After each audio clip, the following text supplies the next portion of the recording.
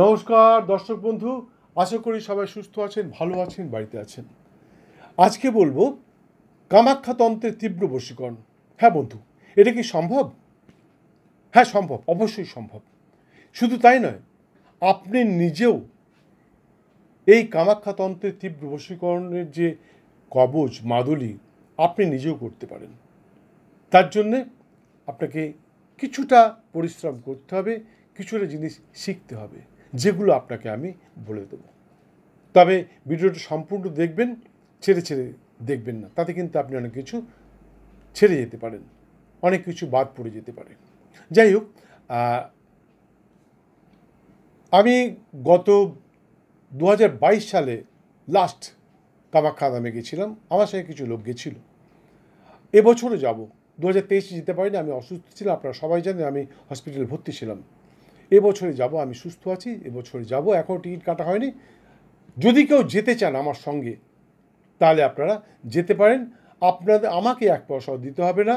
আপনারা আপনাদের নিজেদের পয়সায় টিকিট কাটবেন, নিজেদের পয়সায় হোটেলে থাকবেন, নিজেদের পয়সায় খাবার খাবেন। আমার সাথে সম্পর্ক থাকবে একটাই, সেটা হচ্ছে আমি আপনাদেরকে গাইড করতে পারবো। আমি যখন কুমারী মায়ের পুজো করব, সেই পূজায় আপনি পার্টিসিপেট করতে পারবেন। আমি যখন হোম করব, আমি যখন যজ্ঞ করব, সেই যজ্ঞে আপনারা পার্টিসিপেট করতে পারবেন। আমি যখন মন্দিরে ঢুকে পুজো দেব, তখন আপনারা আমার সাথে ঢুকে মায়ের পুজো করতে পারবেন। এটা আমি করতে পারি।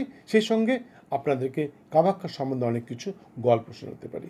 এইটাই আপনাদের সাথে আমার সম্পর্ক থাকতে পারে। কোনো রকম ব্যবসায়িক সম্পর্ক আমার সাথে আপনাদের থাকবে না। আরেকটা কথা, প্রতি বছর অনেকেই পুজো দেন। যারা আমার ভিডিও দেখছেন, যদি আমার পুরনো ভক্ত কেউ দেখে থাকেন, তাহলে আপনারা স্ক্রিনে দেওয়া নাম্বারে ফোন করে আপনাদের নাম গোত্র লিখিয়ে পুজো দিতে পারেন। যারা নতুন তারাও এই স্ক্রিনে দেওয়া নাম্বারে ফোন করে পুজো দিতে পারেন। এবং আমি যখন ফিরব, তারপর প্রসাদ, নির্মাল্য, রজবস্ত্র ইত্যাদি নিয়ে যেতে পারেন। যাই হোক, আজকের উদ্দেশ্য কামাখ্যা তন্ত্রের তীব্র বশীকরণ। তার আগে আমাকে কিন্তু কামাখ্যা সম্বন্ধে কিছুটা জানা উচিত। কালিকা পুরাণ, চূড়ামণি প্রভৃতি গ্রন্থ অনুযায়ী 51টি মহাপীঠ, 26টি উপপীঠ সম্বন্ধে উল্লিখিত আছে।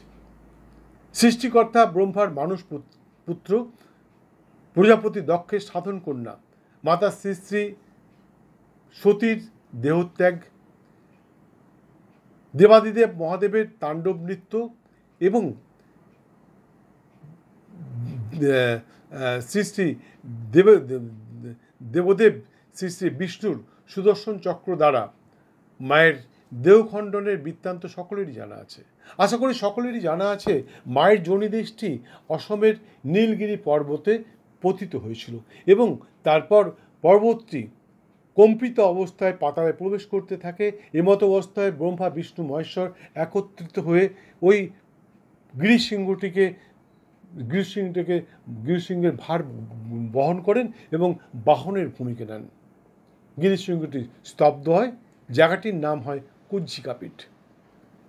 কিছুদিন পর কুজ্ঝিকাপীঠে মায়ের নরকাসুর অসুররাজ নরকাসুর ভ্রমণে বেরিয়ে, শিকারে বেরিয়ে মায়ের ষোড়শ রূপে, মানে 16 বছর বয়সী রূপ দেখে নরকাসুর তাতে মুগ্ধ হয় এবং কামাগ্নিতে জ্বলে উঠে মাকে বিবাহের প্রস্তাব দেন। মা তাতে একটু রাগ করেননি। মা বলেন, অবশ্যই আমি তোমাকে বিয়ে করব, কিন্তু আমার একটু শর্ত আছে, তোমাকে সেই শর্ত পূরণ করতে হবে। নরকাসুর বলেন, বলো তোমার কি শর্ত? আমি সমস্ত শর্তে রাজি আছি। তখন মা বলেন, আমার শর্ত হচ্ছে, তুমি দেখো আমার তো এখানে থাকবার জায়গা নেই, তুমি আমাকে একটা চূড়াযুক্ত ঘর করে দাও, মানে মন্দির করে দাও। সেই সঙ্গে আমি যাতে নিচ থেকে যাতায়াত করতে পারি, তার জন্য 4 দিক থেকে 4টে সিঁড়ি নির্মাণ করে দিতে হবে। নরকাসুর বলে, কোনো ব্যাপার নেই, আমি কিছুক্ষণের মধ্যেই কমপ্লিট করে দেবো। তখন মা বলে, আরও একটা শর্ত আছে। সেই শর্তটা হচ্ছে যে আগামী সূর্যোদয়ের পূর্বেই তোমাকে এই কাজ কমপ্লিট করতে হবে, না হলে কিন্তু তোমার মৃত্যু অবধারিত। নরকাসুর বলে, আগামী সূর্যোদয় নয়, আমি মধ্যরাত্রের মধ্যেই এই কাজ সম্পন্ন করে দেব। এই বলে নরকাসুর সৈন্য সামন্ত নিয়ে ঝাঁপিয়ে পড়ে। চারদিক থেকে 4টে সিঁড়ি প্রায় সম্পূর্ণ হয়ে গেছে। চূড়াযুক্ত মন্দিরটি অর্থাৎ গৃহটি বা মন্দিরটি প্রায় সম্পূর্ণ হওয়ার মুখে। তখন মা ভয় পেয়ে যায়। আরে বাপরে, একে তো আমাকে বিয়ে করতে হবে, আমি শর্ত রেখেছিলাম, শর্ত পূরণ হয়ে যাচ্ছে। তখন মা একটি মোড়ক সৃষ্টি করেন এবং সেই মায়াবী মোড়ক সশব্দে রাত্রি সমাপ্তির ঘোষণা করলে নরকাসুর ক্রোধাগ্নিতে জ্বলে ওঠে, অর্থাৎ রেগে আগুন হয়ে গিয়ে নরকাসুর ওই মোড়ককে বধ করবার জন্যে মোড়কের পিছনে ধাওয়া করে। কিন্তু দেবদেব শ্রী শ্রী বিষ্ণু তার সুদর্শন চক্র দ্বারা নরকাসুরের মুণ্ডচ্ছেদন করিয়ে ওই পর্বের সমাপ্তি ঘটান। অতএব বলা যায় নরকাসুরই কিন্তু এই মন্দিরের প্রতিষ্ঠাতা। অবশ্য কিছু কিছু গ্রন্থে লেখা রয়েছে কামদেবের আদেশে দেবশিল্পী বিশ্বকর্মা এই মন্দির নির্মাণ করেছিলেন। জানি না কোনটা সত্যি কোনটা মিথ্যা, আমরা জানি না। তবে বেশিরভাগ লোক বিশ্বাস করেন নরকাসুরই এই মন্দির নির্মাণ করেছে, কারণ কিছুদিন আগে পর্যন্ত এই সিঁড়িগুলো ছিল, এখন অবশ্য সিঁড়িগুলো বিলুপ্ত হয়ে গেছে। যাই হোক, এরপর 1490 খ্রিস্টাব্দে মহারাজ বিশ্বসিংহকে মা কামাখ্যা স্বপ্নাদেশে ওই মন্দির পুনরুদ্ধার করে সেখানে পূজা পাঠের আদেশ দেন। তখন মহারাজ বিশ্বসিংহ ওই মন্দির পুনরুদ্ধার করে ওখানে পূজা পাঠ শুরু করান। শোনা যায় ঋষি বশিষ্ঠ ওই মন্দিরে মাতৃ সাধনা করেছিলেন, কিন্তু সেখানে মায়ের দর্শন না পেয়ে, সিদ্ধি লাভ করতে না পেরে সে ঋষি বশিষ্ঠ চীন, তিব্বত ইত্যাদি জায়গায় ঘুরে বেড়াতে থাকেন। এরপর একদিন ঋষি বশিষ্ঠ স্বপ্নাদেশে মায়ের আদেশ পান, স্বপ্নে মায়ের আদেশ পান এবং মা বলেন, তুমি আমাকে পেতে পারো, তুমি রাঢ় বাংলায় অর্থাৎ বর্তমানের তারাপীঠে এসে তুমি আমার সাধনা করো, সেখানে তুমি আমার দর্শন পেয়ে যাবে এবং তোমার সিদ্ধি লাভ হবে। আর সত্যি সত্যি ঋষি বশিষ্ঠ বর্তমানের তারাপীঠে এসে মাতৃ সাধনা করেন, মায়ের দর্শন পান এবং সিদ্ধি লাভ করেন। সেই অনুযায়ী আমরা বুঝতে পারি যে এই তারাপীঠের প্রধান সাধক এবং প্রথম সাধক ঋষি বশিষ্ঠ। কিন্তু পরবর্তীকালে নানান রকম গল্প প্রচলিত হয়ে যায়, যার জন্যে আমাদের দুর্ভাগ্য যে আমরা অনেকেই ঋষি বশিষ্ঠ সম্বন্ধে জানি না। কিন্তু আসল সাধক, তারাপীঠের আসল সাধক ঋষি বশিষ্ঠ, অন্য কেউ নয়। যাই হোক, এই নিয়ে তর্ক করে লাভ নেই, অনেকে দুঃখ পাবেন। যাই হোক, এরপর 1555 খ্রিস্টাব্দে কোচরাজ নরনারায়ণ এবং চিল্লা রায় দুজনে মিলে ওই মন্দির আবার সংস্কারের কাজ শুরু করেন এবং 1565 খ্রিস্টাব্দে মন্দিরের কাজ সম্পূর্ণ হয়। আবার পুনরায় সেই মন্দিরে পূজা পাঠ চালু হয়ে যায়, যে পুজো আজও পর্যন্ত চলে আসছে। সেই সময় ওই মন্দিরের পূজারী ছিলেন বিপ্রকিন্দুকলাই। বিপ্রকিন্দুকলাইয়ের সাধন ভক্তিতে শোনা যায়, বিপ্রকিন্দুকলাইয়ের সাধন ভক্তিতে প্রতি সন্ধ্যায় ঘণ্টার তালে তালে মা নিজে নৃত্য করতেন এবং কোনো এক আষাঢ়ের শুরুতে বিপ্রকিন্দুকলাই বুঝতে পারেন যোনিশিলাটি রজস্বলা হচ্ছে, সেখান থেকে রক্ত চুইয়ে পড়ছে।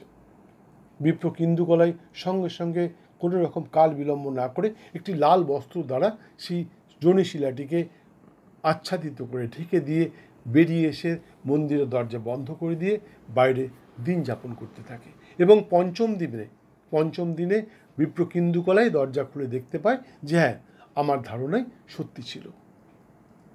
এরপর বিপ্রকিন্দুকলাই মায়ের আদেশ নিয়ে ওই রজবস্ত্রটি, ওই রক্তে রঞ্জিত বস্ত্রটি তুলে নিয়ে ব্রহ্মপুত্রের জলে বিসর্জন করতে চায়। তখন আকাশবাণী হয় এবং মা সশব্দে বলে ওঠে, বিপ্রকিন্দুকলাই, তুমি এই রজবস্ত্র, এটি আমার রজবস্ত্র, তুমি একে বিসর্জন করো না। এই বস্ত্রে আমার শক্তি সঞ্চিত আছে, একে তুমি সঙ্গে রাখো। সারা পৃথিবী তোমার বশে বশীভূত হতে বাধ্য হবে, মহাশত্রু তোমার সামনে এসে পরাজয় স্বীকার করতে বাধ্য হবে, মানব দানব যে কোনো কেউ তোমার সামনে এসে তোমার বশে বশীভূত হতে বাধ্য হবে। একে তুমি সঙ্গে রাখো, ফেলে দিও না, বিসর্জন করো না। বিপ্র কেন্দুকলাই সেটা নিয়ে চলে আসে এবং বাড়িতে রেখে মাতৃজ্ঞানে তার পূজা শুরু করতে থাকে, পূজা করতে থাকে। এরপর থেকে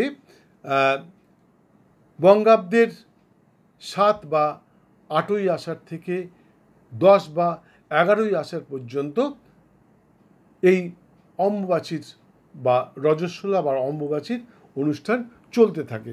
অবশ্য জ্যোতিষশাস্ত্র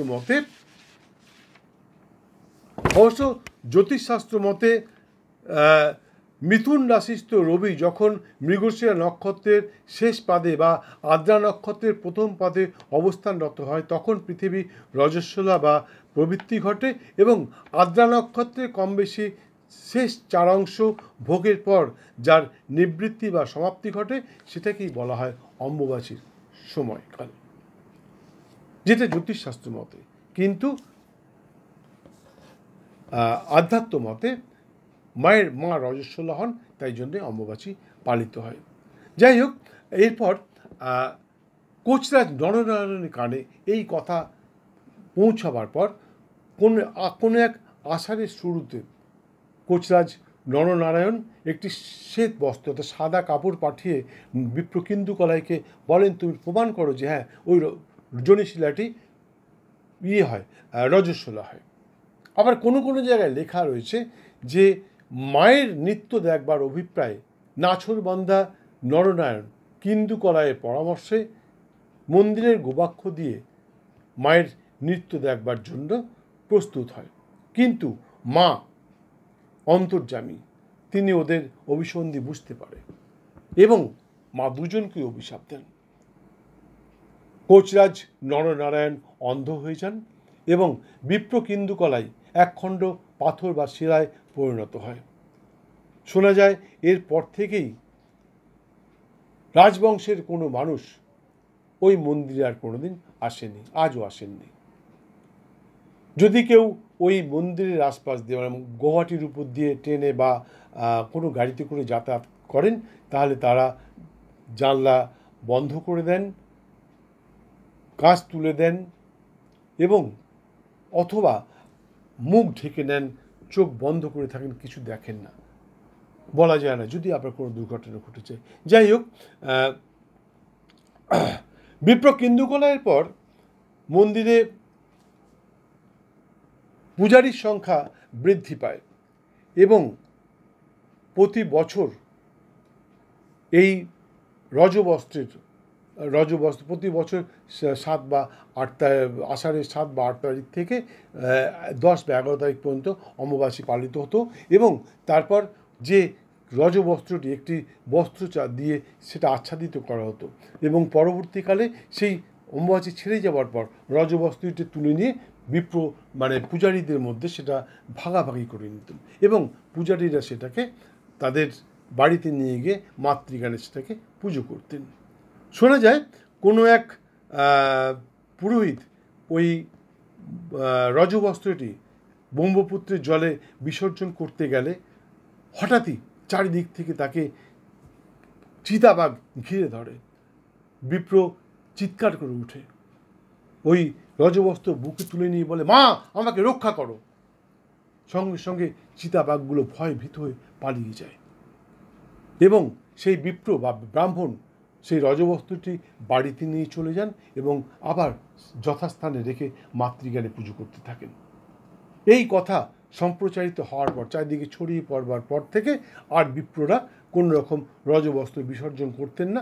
প্রতি বছর যে কাপড়ের অংশ বিশেষ তারা ভাগ করে পেতেন সেটা বাড়িতেই রাখতেন এবং তাদের যে প্রিয়জন, তাদের যে শিষ্য ভক্ত, তাদের প্রিয় মানুষগুলোকে তারা দান করতেন। এই রজবস্ত্র বিক্রি করা উচিত না। কারণ অবশ্য এটা সত্যি কথা, বর্তমানে মন্দিরের প্রধান পুরোহিত একটি মাত্র একটি মাত্র লাল রেশমি বস্ত্র দিয়ে অম্বুবাচীর আগে, অর্থাৎ 7 তারিখের আগে বা 8 তারিখের আগে মন্দিরের এই জনিশিলাটিকে আচ্ছাদিত করে বা ঢেকে দিয়ে দরজা বন্ধ করে চলে যান এবং অম্বুবাচী ছেড়ে যাওয়ার পর সেই প্রধান পুরোহিত মন্দিরে প্রবেশ করে মায়ের আজ্ঞা নিয়ে সেই রজবস্ত্রটি তুলে নেন এবং তারপর মন্দির ট্রাস্টের যে সমস্ত মেম্বাররা আছেন তাদের মধ্যে ডিস্ট্রিবিউট করে দেন। ওখানে অনেক মেম্বার, 7 কি 800 অথবা 1000 খানিক হবে, আমার ঠিক ধারণা নেই কতজন আছে ট্রাস্টের মেম্বার, আমার ঠিক জানা নেই, আমি তাই সঠিকটা বলতে পারছি না, তবে অনেক মেম্বার আছে এবং এদের মধ্যে এই 11 হাতি একটি কাপড় ভাগ করে দেওয়া হয়। আমি 2023 যেতে পারিনি, 2022 গেছিলাম, আমি 1 আঙ্গুল মতন পেয়েছিলাম, মানে ধরুন 1 ইঞ্চি বাই 2 ইঞ্চি এতটুকু পেয়েছিলাম। সেটাই বহু লোককে দিয়েছি, তার থেকে অংশ বিশেষ বহু লোককে দিয়েছি, এখনও আছে কিছুটা, যাদের কেউ নিতে চান তাহলে আসতে পারেন, আমি দিয়ে দেবো। আবার এবছরে যাব, এবছরেও পাবো। যাই হোক, এর জন্য আমি কোনো পয়সা নেই না, এর জন্য পয়সা নেওয়া উচিত না, কিন্তু ওই সময় এই অম্বুবাচী ছেড়ে যাবার পর ভারতবর্ষ তথা সারা পৃথিবীতে রজবস্ত্রের মতন ওই রকম লাল রেশমি বস্ত্র মুঠো মুঠো বিক্রি হয়। জানবেন ওগুলোর সাথে মায়ের রজবস্ত্রের কোনো সম্পর্ক নেই। যাই হোক, আমি আমার নিজের কথা বলছি। আমি 9 বছর বয়স থেকে, অর্থাৎ 1969 ফার্স্ট বাবার হাত ধরে আমি কামাখ্যা ধামে গেছিলাম। সেই সময়ও কোন রকম, অনেকে বলে থাকেন যে এই সময় নাকি রক্তস্রাব হয়, ড্রেন দিয়ে রক্ত বেরিয়ে যায়। না বন্ধু, আমি কিন্তু কোনোদিন দেখিনি, হয়তো প্রাচীনকালে হতো, এখন আর হয় না। কেউ কেউ বলে ব্রহ্মপুত্রের জল রক্তে রঞ্জিত হয়ে যায়, লাল হয়ে যায়। ব্রহ্মপুত্র নদীর থেকে মায়ের মন্দির প্রায় 1000 ফুট উপরে। জানি না কত গ্যালেন রক্ত হলে ওই রক্ত এসে ব্রহ্মপুত্রের জলে পড়তে পারে, আমার এটা ধারণা নেই। যাই হোক, আমি কোনোদিন দেখিনি, তাই এই ব্যাপারে আমি বলতে পারবো না।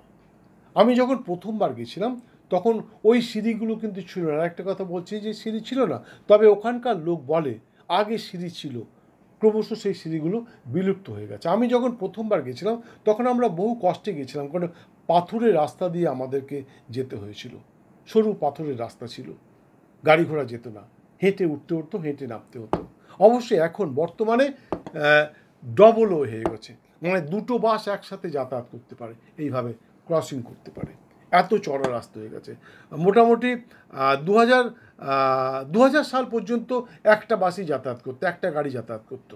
মাঝে মাঝে কিছুটা চড়া চড়া জায়গা ছিল যেখানে এসে গাড়িগুলো আবার ওই ক্রসিং করতো, কারণ উঠবে নামবে তো, ওটা হতো 2000 সাল পর্যন্ত। তারপরে 2006 থেকে কিন্তু আমি দেখছি যে রাস্তা চড়া হয়ে গেছে। প্রতি বছরই যাই, এই করোনার জন্যে 2020-21 যেতে পারিনি, আর তারপরে এই 2023 যেতে পারি, তারপরে সবসময় আমি যাতায়াত করি। যাই হোক, আবার বলছি, যদি কেউ আমার সঙ্গে যেতে চান তাহলে আপনারা স্ক্রিনে দেওয়া নাম্বারে ফোন করে চলে আসুন। যদি কেউ পুজো দিতে চান তাহলে স্ক্রিনে দেওয়া নাম্বারে ফোন করে আপনাদের নাম উত্তর লেখাতে পারেন। যাই হোক, এরপর এখন আপনাদের নিশ্চয়ই জানতে ইচ্ছে করছে সাধকরা যারা সাধনা করেন তারা অম্বুবাচীর সময় কি করে থাকেন। তারা অম্বুবাচী চলাকালীন মায়ের মন্দিরে বা মন্দিরের আশেপাশে কোথাও বসে মায়ের জপরূপী পুজো করেন এবং অম্বুবাচী ছেড়ে যাওয়ার পর ব্রহ্মপুত্রের মধ্যস্থলে মায়ের প্রিয় ভৈরব উমানন্দ ভৈরবের পুজো করে উমানন্দ ভৈরবকে তুষ্ট করে মন্দিরে ফিরে এসে মন্দিরের মধ্যে বা মন্দিরের আশেপাশে বা কোনো পাণ্ডার বাড়িতে কুমারী মায়ের পুজো করেন, অর্থাৎ কুমারী কন্যার পুজো করেন। সেই কুমারী কন্যাকে, সেই কুমারী কন্যার সম্বন্ধ আপনাদের কিন্তু জানা বিশেষ দরকার।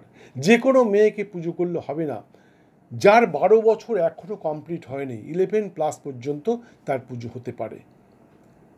সে 1 বছর হতে পারে, 1 বছরের বাচ্চাকে আপনি পুজো করতে পারবেন না, মোটামুটি 4-5 বছরের বাচ্চা লাগবে। 4-5 বছর বয়স থেকে আপনি 11 বছর বয়স পর্যন্ত বাচ্চাকে আপনি পুজো করতে পারবেন, এবং সেই বাচ্চাকেই পুজো করতে পারবেন যে বাচ্চা ওই কামাখ্যা মন্দিরের যে পুজো হয়, এই কুমারী মা হওয়ার জন্যে একটি পুজো হয়, সেই পুজোর প্রসাদ যে মা খেয়েছেন, যে কন্যা খেয়েছেন, তাকেই আপনি কুমারী কন্যা রূপে, কুমারী মা রূপে তাকেই পুজো করতে পারবেন। যাকে তাকে পুজো করলে কিন্তু আপনি সাকসেস হবেন না, আপনার পুজো সম্পন্ন হবে না। আমি দেখেছি একজন তার নাতনিকে নিয়ে গেছিল, নাতনিকে নিয়ে গিয়ে ওখানে পুজো করেছিল।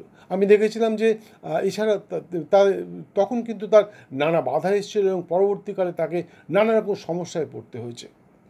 আমি দেখেছি ওখানে বাইরের থেকে অন্য আর একটা মেয়েকে নিয়ে এসেছিলো, মানে বাড়ির থেকে আশেপাশের কোনো মেয়েকে নিয়ে গেছিল কুমারী পূজার জন্যে। সেও কিন্তু নানা রকমভাবে বাধা পেয়েছিল, এবং পরবর্তীকালে তারও কিন্তু নানা রকম অসুবিধা হয়েছিল। তাই যাকে তাকে কুমারী মা রূপে পুজো করা উচিত না। তবে একথা সত্যি, যে কুমারী মাকে পুজো করবেন তাকে যদি আপনি তুষ্ট করতে পারেন, তাহলে জানবেন মা সত্যি সত্যি খুব প্রসন্ন হয়ে থাকেন, আপনার সমস্ত মনস্কামনা পূর্ণ হবে। এবং এই কুমারী মায়ের পুজোর পর সাধকরা মন্দির প্রাঙ্গণে বা মন্দিরের আশেপাশে কোথাও হোম করে থাকেন, যজ্ঞ করে থাকেন। ওখানে যজ্ঞের ব্যবস্থা আছে, যজ্ঞ করে থাকেন। তারপর সেদিনও করতে পারেন, তার 2 দিন পরেও করতে পারেন।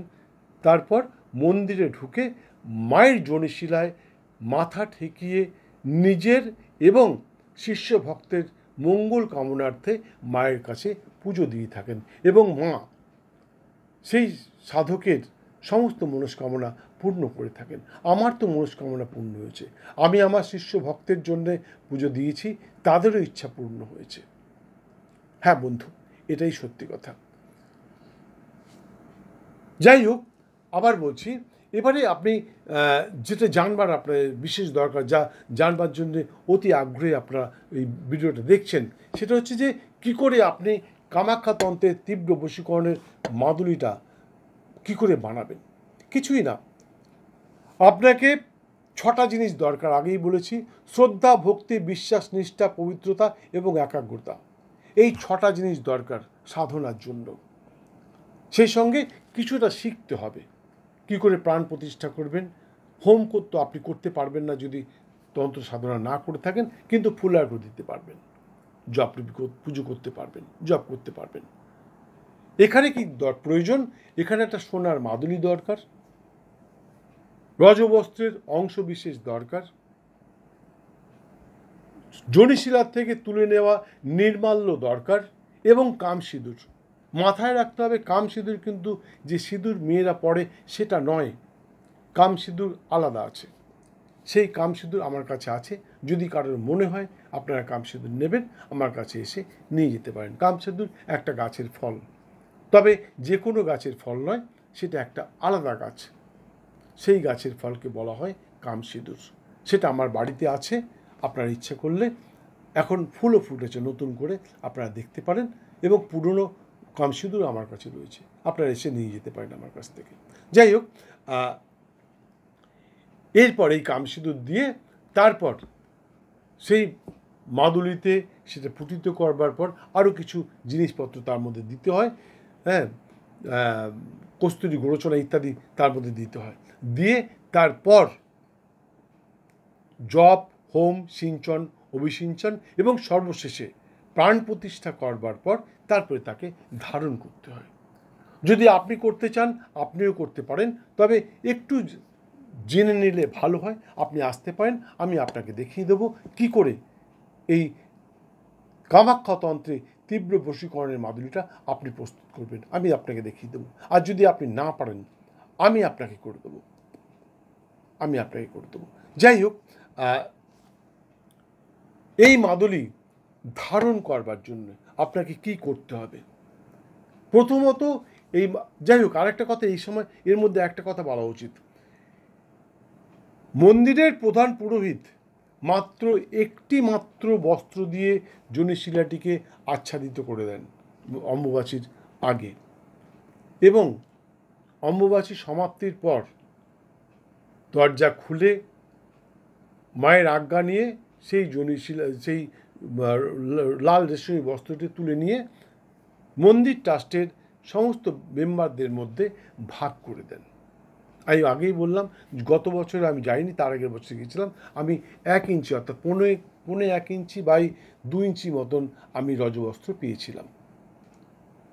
তো সেটা রজবস্ত্র, কিন্তু এই সময় ভারতবর্ষ তথা সারা পৃথিবীতে মুঠো মুঠো রজবস্ত্র বিক্রি হয়, অনেকেই বিক্রি করে থাকেন। একটা কাপড় কত বড় হতে পারে আমার ধারণা নেই। আমি জানি যতদূর যে ওটা 11 হাতি একটি কাপড় দিয়ে ওটাকে আচ্ছাদিত করে দেওয়া হয়, এবং ট্রাস্টের মেম্বার ছাড়া অন্য কাউকে দেওয়া হয় না। তাহলে আপনি বলুন, আপনি যে এতদিন যারা রজবস্ত্র পেয়েছেন, যারা আমার ভিডিও দেখছেন, অনেকেই, তার মধ্যে অনেকেই রজবস্ত্র পেয়েছেন, মুঠো মুঠো পেয়েছেন। কেউ 2 ইঞ্চি, কেউ 4 ইঞ্চি, কেউ 6 ইঞ্চি, কেউ 1 গজ, অনেক অনেক অনেক রজবস্ত্র পেয়েছেন। সেটা কি সম্ভব? কিছুই না। ভারতবর্ষের সব জায়গায় ওই একই রকম কাপড় বিক্রি হয়। সেগুলো এই তান্ত্রিক রূপে কিছু অসাধু ব্যবসায়ী আছে, তারা দোকান থেকে কিনে নিয়ে সমস্ত লোকের মধ্যে ডিস্ট্রিবিউট করে দেয় এবং মোটা টাকা নিয়ে থাকে। কিন্তু এই রজবস্ত্র বিক্রি করা শুধু অন্যায় না, মহাপাপ, যেটা আমি করি না, অনেকেই করে থাকেন, আমি করি না। যাই হোক, এবারে এবছরে আপনি যদি অম্বুবাচী কখন কিভাবে শুরু হবে এবং কখন শেষ হবে সেটা জানতে চান, তাহলে জেনে নিন। এবছর 7ই আষাঢ়, অর্থাৎ 7ই আষাঢ় 1431, ইংরেজির 22শে জুন 2024 শনিবার সকাল 8:45 অম্বুবাচী প্রবৃত্তি ঘটবে, অর্থাৎ শুরু হবে, এবং 10ই আষাঢ় 1431 অর্থাৎ ইংরেজির 25শে জুন মঙ্গলবার রাত্রি 9:08 অম্বুবাচী নিবৃত্তি বা সমাপ্তি ঘটবে। তবে মন্দিরের দরজা হয়তো রাত্রে খুলবে না, পরের দিন অর্থাৎ 26শে জুন সকালে হয়তো মন্দিরের দরজা খুলতে পারে। তবে আমি নিশ্চিত নই, কারণ ট্রাস্টের মিটিং এখনো হয়নি। ট্রাস্টের মিটিং হয় জুন মাসের 9 তারিখে হবে, আর না হয় জুন মাসের 16 তারিখে হবে। সেইখানে নির্ধারিত হবে কোন পুরোহিত রজবস্ত্রটি দিয়ে মায়ের জনিশিলা আচ্ছাদিত করবেন, কে তার উন্মোচন ঘটাবেন, কখন মন্দিরের দরজা বন্ধ হবে, কখন মন্দিরের দরজা খুলবে, কখন ভক্তদের উদ্দেশ্যে মন্দিরের দরজা খুলে দেওয়া হবে, ভক্তরা পুজো করবে। সেটা ট্রাস্টের মেম্বাররা, ট্রাস্টে যারা আছেন তারা এটা নির্ধারিত করবে, খুব সম্ভবত জুন মাসের 9 তারিখ অথবা 16 তারিখ। এখনো পর্যন্ত নির্ধারিত হয়নি, তাই আমি আপনাকে সঠিকটা বলতে পারলাম না। তবে আমি এইটা বলতে পারি, যাদের বাড়িতে দেবী মূর্তি বা দেবী ছবি আছে, অর্থাৎ লক্ষ্মী, সরস্বতী, দুর্গা, সন্তোষীমা, আপনার কামাখ্যা মা, কালী, যারই ছবি বা মূর্তি থাকুক না কেন, আপনারা 22শে জুন সকাল 8:30 মধ্যে লাল সালু দিয়ে, লাল সালু শুনে হয়তো অনেকেই ঘাবড়ে যেতে পারেন, লাল সালু কোথায় পাবো?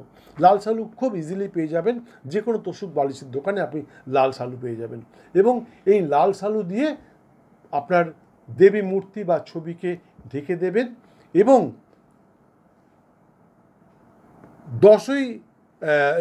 25শে জুন মঙ্গলবার রাত্রি 9:08 নিবৃত্তি ঘটবে। কিন্তু আমি বলবো না মঙ্গলবার আপনারা ওই মায়ের মূর্তি বা ছবি উন্মোচন করুন, সেটা বলবো না। আমি বলবো যে 26শে জুন বুধবার 2024 সকালে 7টা, 7:30টার মধ্যে মায়ের মূর্তি উন্মোচন করুন এবং তারপর মায়ের পুজো শুরু করুন। যদি কারোর আলাদা থেকে থাকে, মানে ঠাকুরঘর থেকে থাকে, তাহলে আপনারা আলাদাভাবে ওই ঠাকুর ঘরের দরজা বন্ধ করে দেবেন, এবং বন্ধ করে দিয়ে বাইরে থেকে ধূপ ধুনো দিয়ে পুজো দেবেন, প্রসাদও দিতে পারেন এবং নিজেরা তার সেটা নিজেদের মধ্যে বিতরণ করে খেয়ে নেবেন প্রসাদটাকে। আবার বলছি, যদি কেউ আমার সঙ্গে যেতে চান, আমার সঙ্গে কামাখ্যা ধামে যেতে চান, তাহলে আপনার স্ক্রিনে দেওয়া নাম্বারে একটা ফোন করুন। ফোন করে আপনারা আমার সাথে যেতে পারেন। আমাকে 1 পয়সা দিতে হবে না, আমি কোনো রকম ব্যবসা করি না। আপনারা আপনাদের মতন যাবেন, আপনাদের মতন ট্রেনে উঠবেন, আপনাদের যে ক্লাসে প্রয়োজন, first class AC 2 tier AC 3 tier, sleeper class, general, যেখানে খুশি আপনারা যেতে পারেন। যে কোনো হোটেলে উঠতে পারেন। ওখানে গিয়ে আপনারা আমার সাথে দেখা করবেন বা হাওড়া স্টেশনে দেখা করবেন। আমি ট্রেনেই যাব, প্লেনে যাব না, কারণ আমার সঙ্গে হোমের অনেক জিনিসপত্র থাকবে, যেগুলো প্লেনে নিয়ে গেলে আমাকে অনেক বেশি পয়সা খরচ করতে হবে। সেটা আমি চাই না, কেন আবার অনেক সময় প্লেনে অনেক কিছু নিতে দেয় না, চাকু টাকু নিতে দেয় না। সেই জন্যে আমি প্লেনে যাই না। এই সময়টা মানে অম্বুবাচীর সময় আমি ট্রেনেই যাতায়াত করি, কারণ অনেক লাগেজ থাকে আমার সঙ্গে। যাই হোক, সেই সঙ্গে অনেক শিষ্য ভক্তও থাকে। যারা যেতে চান তারা স্ক্রিনে দেওয়া নাম্বারে ফোন করবেন। আর যদি কেউ পুজো দিতে চান, তাহলেও আপনারা স্ক্রিনে দেওয়া নাম্বারে ফোন করে আপনাদের নাম গোত্র লেখাবেন এবং আমি ফিরে আসবার পর আপনারা প্রসাদ ইত্যাদি নিয়ে যেতে পারবেন। যাই হোক, আবার বলছি, কামাখ্যা তন্ত্রে তীব্র বশীকরণের যে কবচ বানানো হয়, সেই কবচ বানাবার জন্যে আপনার প্রয়োজন রজবস্ত্র, কামসিঁদুর, নির্মাল্য, সেই সঙ্গে হোম, জপ, সিঞ্চন, অভিসিঞ্চন এবং প্রাণ প্রতিষ্ঠা। এইগুলো যদি আপনি করতে পারেন, তাহলে আপনি নিজে হাতে এই কামাখ্যা তন্ত্রে তীব্র বশীকরণের মাদুলি বানাতে পারবেন। আরেকটা কথা জানা বিশেষ দরকার, সেটা হচ্ছে যে এই মাদুলি ধারণকারী ব্যক্তির কি কি করা উচিত, কি কি করা উচিত নয়। মাদুলি ধারণকারী ব্যক্তি কখনোই কোনোভাবে নিজেকে অপবিত্র করবে না। কোনো রজস্বলা নারীর হাতে তৈরি করা খাবার খাবেন না। কোনো রজস্বলা নারীকে স্পর্শ করবেন না। যখন মাদুলি আপনি ধারণ করে রয়েছেন, মাদুলি ঘরে রয়েছে কোনো ব্যাপার নেই, কিন্তু মাদুলি যদি আপনি ধারণ করে থাকেন, তাহলে আপনি কোনোভাবেই কোনো রজস্বলা নারীকে স্পর্শ করবেন না, কোনো রজস্বলা নারীর হাতের খাবার খাবেন না, কোনো সহবাসে লিপ্ত হবেন না, কোনো রকমভাবে নিজের দেহকে অপবিত্র করবেন না। তাহলে কিন্তু আপনি মহাপাপের ভাগীদার হবেন এবং যে রজবস্ত্রের মাদুলি আপনি পরে রয়েছেন, তার দ্বারা আপনার ক্ষতি হবে, ভালো হবে না। এই রজবস্ত্রে কি কি লাভ হতে পারে আপনার, সেটা জেনে রাখা দরকার। আমি যেগুলো নিজের চোখে দেখেছি, কোর্টে গিয়ে আমার এক ভক্ত কোর্টে গেছে এই রজবস্ত্রের মাদুলি পরে। অপোনেন্ট উকিল সময় মতন এভিডেন্স জোগাড় করতে পারল না, আমার ভক্ত সেই কেসে জিতে গেল।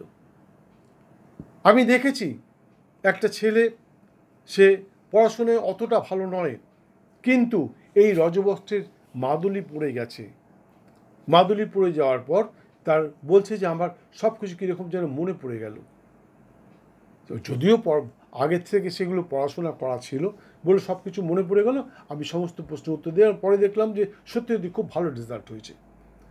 অভিনেতা অভিনেত্রী তাদের কিন্তু এই বশীকরণের মাদুলি ধারণ করা অবশ্যই বাঞ্ছনীয়। আমার কাছে এরকম অনেক লোক আছে যারা আজকে একটা জায়গায় দাঁড়িয়ে রয়েছে, যারা গায়ক গায়িকা, তাদের এই মাদুলি ধারণ করা অবশ্যই বাঞ্ছনীয়। আমার কাছে এরকম লোক আছে যারা গান করছে, তারা কিন্তু আজকে একটা বিশেষ জায়গায় দাঁড়িয়ে রয়েছে। ব্যবসায়ী, তার ব্যবসা ডুবে যাচ্ছিল, আজকে সে একটা বিরাট জায়গায় দাঁড়িয়ে রয়েছে।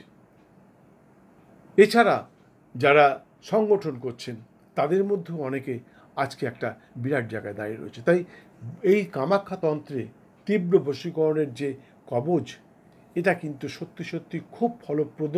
যদি ঠিক মতন প্রস্তুত করা যায়, তাহলে এর থেকে ভালো জিনিস পৃথিবীতে আর হতে পারে না। যাই হোক, ভিডিওটি সম্পূর্ণ দেখার জন্য অসংখ্য ধন্যবাদ। ভালো লাগলে একটি লাইক দিয়ে বেল আইকনটি বাজিয়ে দিয়ে সঙ্গে থাকুন। আবার দেখা হবে অন্য আরেকটি ভিডিওর সাথে। খুব ভালো থাকুন, আপনাদের সমস্ত মনস্কামনা পূর্ণ হোক। জয় মা।